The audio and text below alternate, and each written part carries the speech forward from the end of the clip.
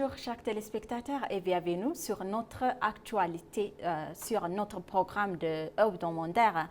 Donc, de cette semaine, on va aborder avec mon collègue Meta Sebeoldaragay le sujet sur les 7e élections générales en Éthiopie. Donc, on va parler de 5 piliers très importants. La première, ça va être une inclusion sans précédent et la deuxième, la compétition multipartite et participation politique.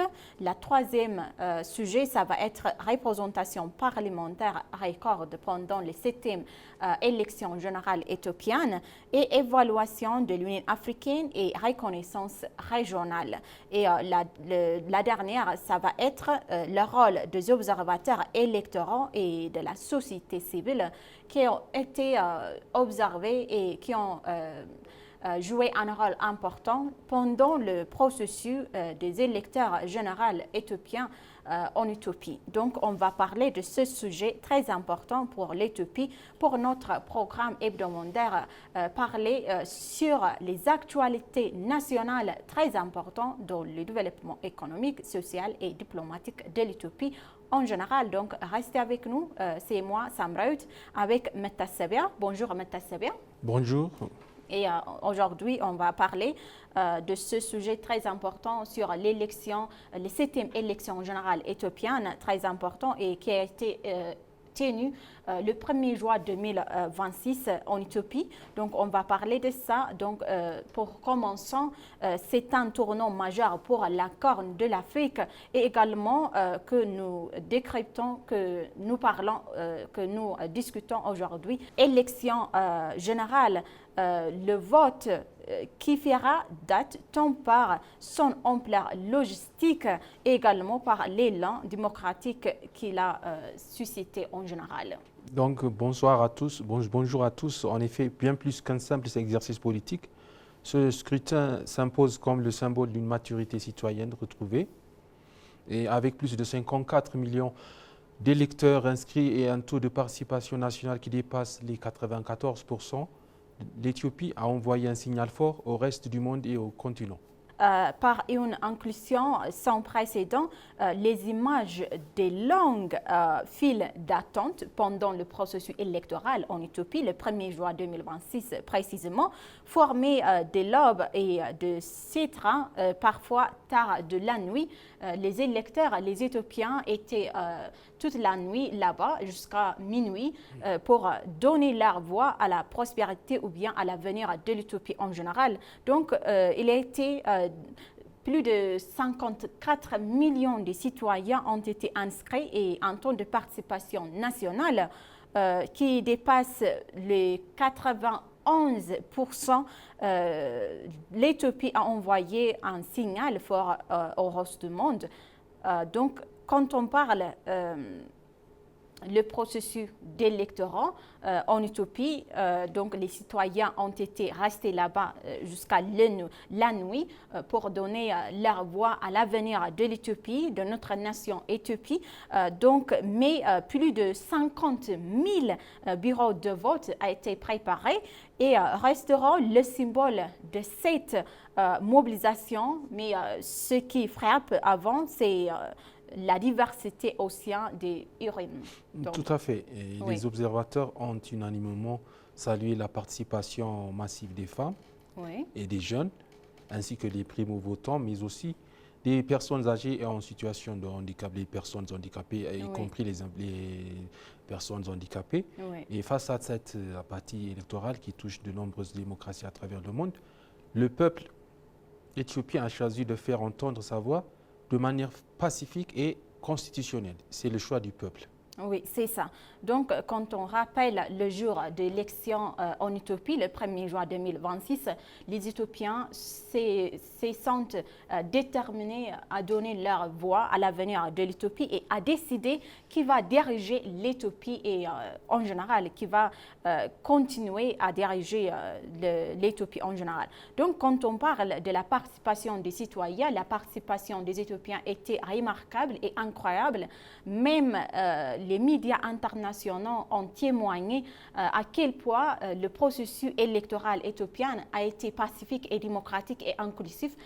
Donc, quand on voit la participation des citoyens aussi, dans l'histoire, c'est la première fois que plus de 54 citoyens ont été inscrits et plus de 89 personnes ont été participées et ont été élus les 7e élections en général. Donc, au-delà un paysage politique ouvert et compétitif. Donc, quand on parle de l'inclusivité ou bien de la participation des partis politiques, c'était impressionnant et ouvert et compétitif.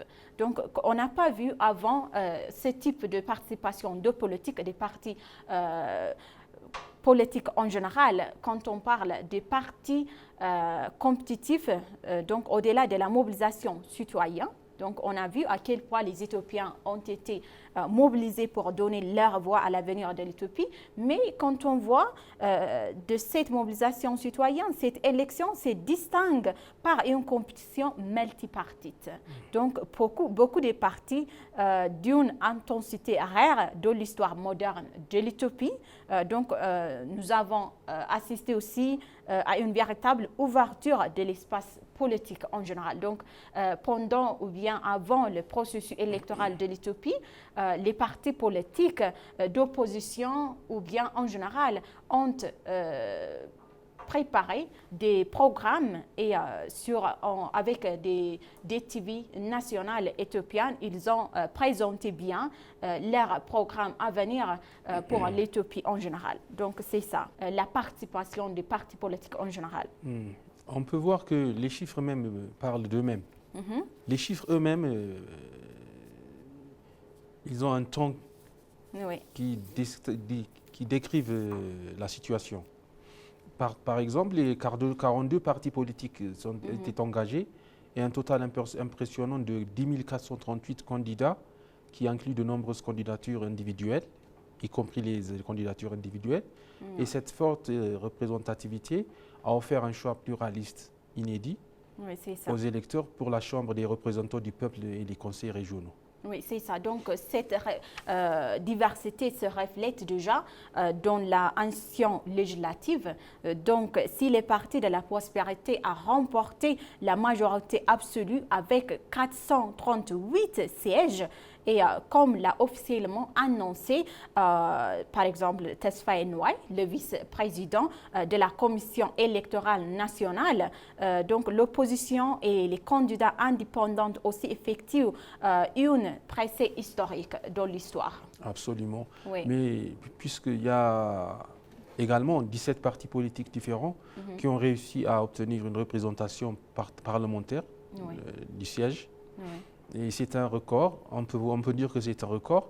Ce pluralisme renforcé qui va profondément transformer le paysage démocratique au sein de l'hémicycle d'Addis Abeba en y apportant une plus grande diversité de voix. Oui, c'est ça. Donc, quand on parle aussi de la modernisation institutionnelle et logistique maturité de la Commission nationale électorale éthiopienne, un tel mécanisme ou bien machinerie électorale exigeait une organisation capable. Donc, on peut voir en ce jour-là, la Commission éthiopienne électorale nationale éthiopienne a joué un rôle important avec l'utilisation aussi des modernes mécanismes ou bien les technologies en inclusion avec l'enregistrement aussi des participations des Éthiopiens ont participé avec Mirchae, l'application de Mirchae. Donc on peut voir à quel point l'Éthiopie est en train d'essayer de maintenir ou bien de moderniser ces anciens avec la technologie moderne en général. Bon, mais la Commission a fait son mieux pour rendre la situation plus convenable, efficace. Donc, mais il y avait des défis. D'accord. C'était un défi titanesque, acheminer le matériel dans des régions parfois très reculées et topographiquement complexes. La Commission a franchi un cap technologique majeur en déployant des systèmes d'inscription numérique et en ligne dans plusieurs régions. Et ces réformes ont grandement renforcé la transparence et la rapidité du processus. Oui, donc plus de 5 millions de citoyens ont été inscrits par l'application de Mrjae, mais il y a aussi des défis, il y avait aussi des défis qui ne peuvent pas utiliser les technologies modernes en général. Donc maintenant, quand on parle des observateurs internationaux continentaux pendant le processus électoral national éthiopien, donc un professionnalisme qui a d'ailleurs été salué au-delà des frontières éthiopiennes. Donc quand on voit les observateurs, les principaux observateurs étaient l'IGAD, et l'Union africaine en général. Donc le vote s'est déroulé sous l'œil attentif des missions d'observateurs nationales et internationales. Oui. Donc on peut voir l'IGAD et l'Union africaine a joué un rôle important dans le processus de 7e élection générale éthiopienne. On peut voir aussi à quel point on est essayé, les Africains, on est en train d'essayer comment résoudre notre problème par nous-mêmes. Donc ces deux institutions régionales jouent un rôle important dans la maintenance de la paix et de l'intégralité de l'Est Afrique en général, de l'Afrique, du continent africain en général. Donc quand on voit les observateurs, oui, de l'Union africaine, oui, ce qui a été solidement mené par l'ancien président Uhuru Kenyatta, oui, a conclu que les élections s'étaient tenues dans un cadre juridique et institutionnel globalement favorable. Même il y a le son de cloche du côté de l'IGAD, le même son de cloche du côté de l'IGAD, qui a été dirigé par l'ancienne vice-présidente ougandaise, Specioza Wandira Kazibwe, et elle a félicité le peuple éthiopien pour ce scrutin ordonné et pacifique. Oui, donc pendant le processus électoral,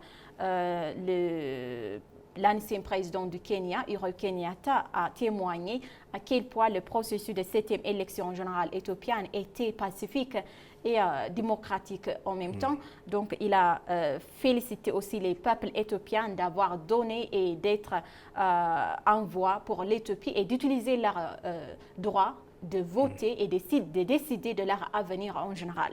Donc c'était une journée historique en général, comme une éthiopienne aussi. C'était une journée très importante dans l'histoire de l'Éthiopie. Donc tous les jeunes, les femmes, les âgés ont participé à cette élection générale éthiopienne. Donc, quand on parle de la Commission éthiopienne des droits de l'homme et les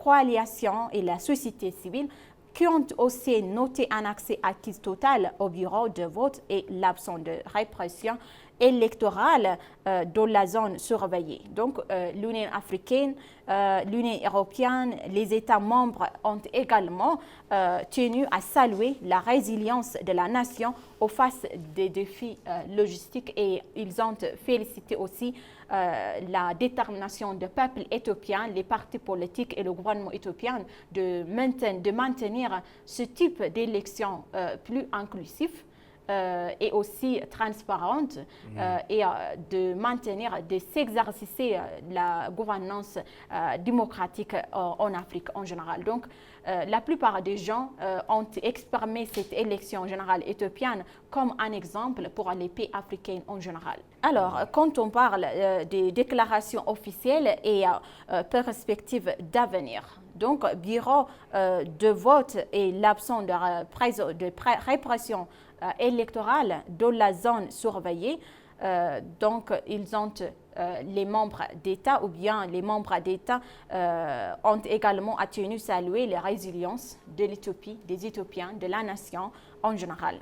Après la proclamation des résultats officiels, le président de la République, Taye Atseselassie, a livré un message fort à la nation. Oui, c'est ça. Pour lui, ce taux de participation de plus de 94% témoigne de la foi inébranlable du peuple dans la démocratie comme unique voie vers le développement et la stabilité. C'est ça. Donc, pendant le jour, la commission électorale éthiopienne a présenté le résultat général de cette élection générale éthiopienne. Le président Haïle Selassie a transmis un message fort et déterminant pour l'avenir, ou bien à quel point la démocratie est en train de s'exercer en Éthiopie et à quel point les Éthiopiens jouent un rôle important dans ce processus électoral général éthiopien en général.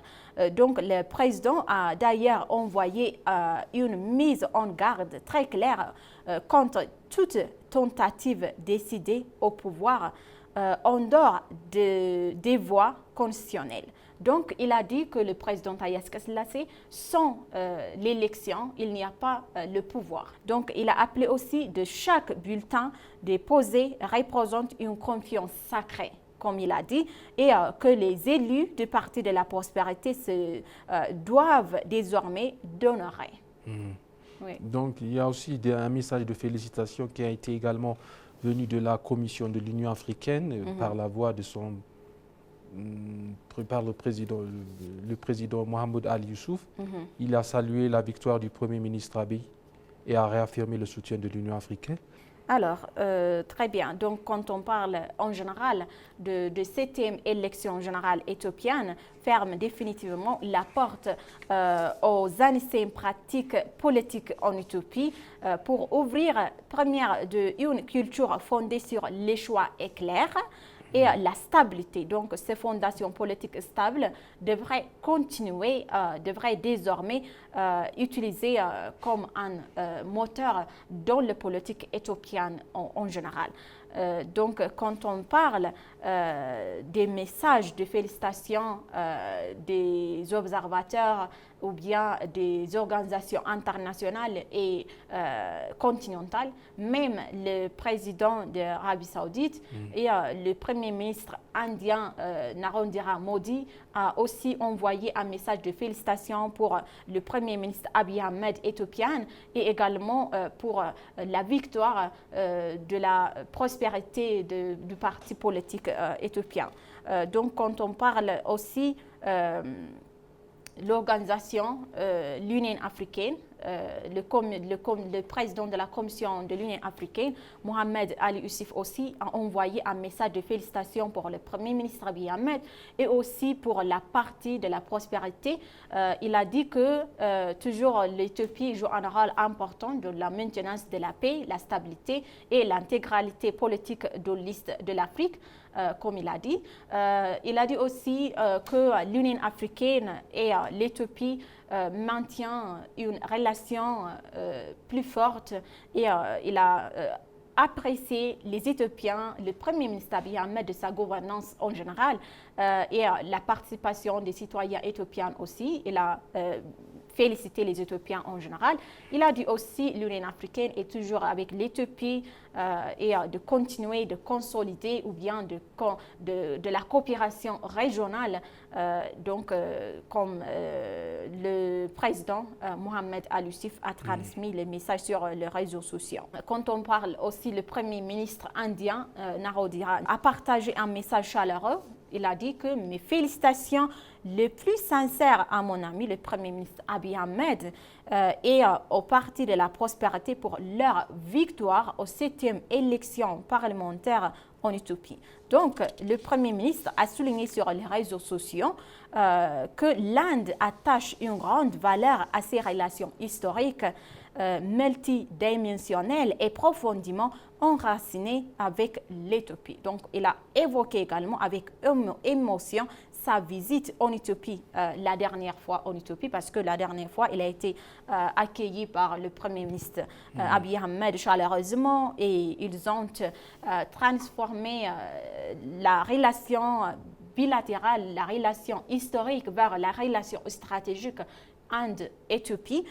Donc, je me réjouis à l'Inde de travailler en étroite collaboration pour renforcer notre partenariat stratégique, comme il a dit le Premier ministre d'Inde, Narendra Modi.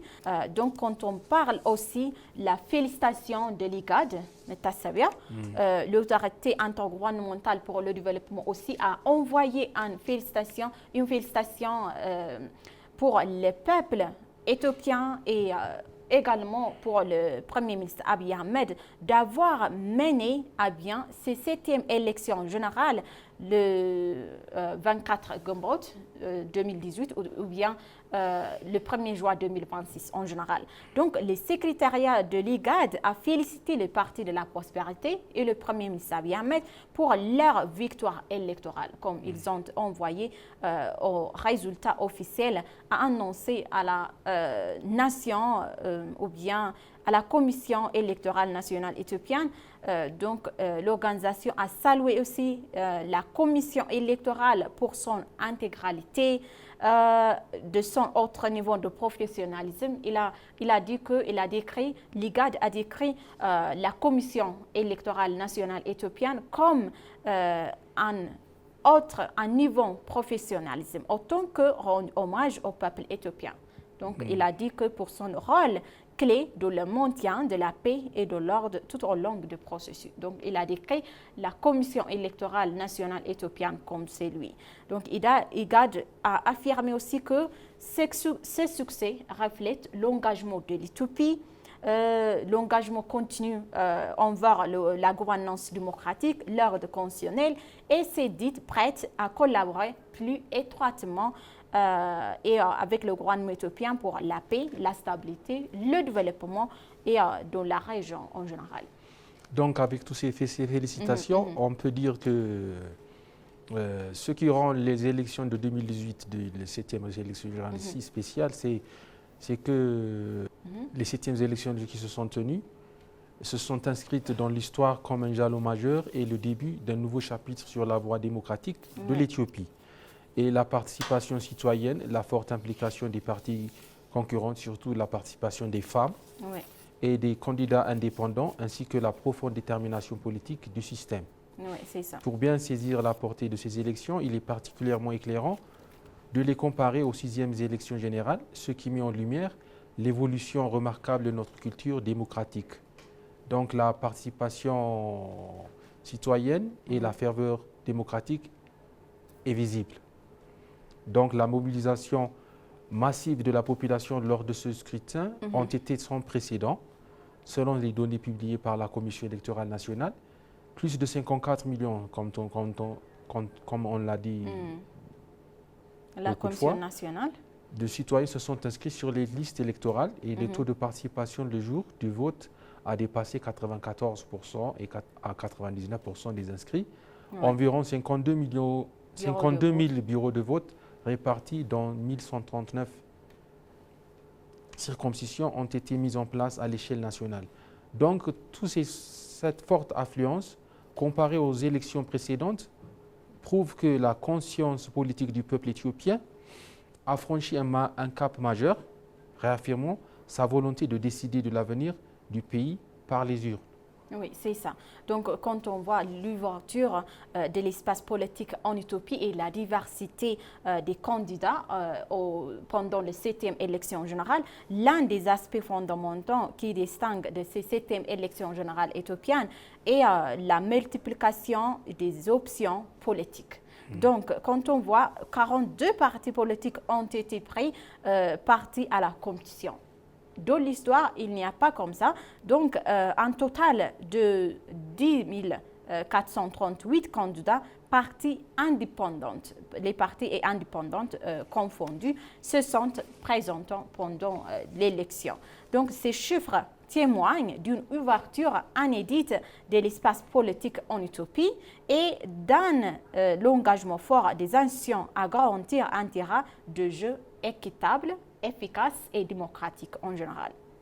Donc, Metasabia, pour notre programme de cette semaine hebdomadaire sur les actualités nationales éthiopiennes, on a discuté sur les 7e élections, le processus de 7e élection et les résultats en général, le succès de 7e élection générale éthiopienne. Donc, on a parlé, plus de 50 millions des habitants ont été inscrits pour participer à l'élection éthiopienne.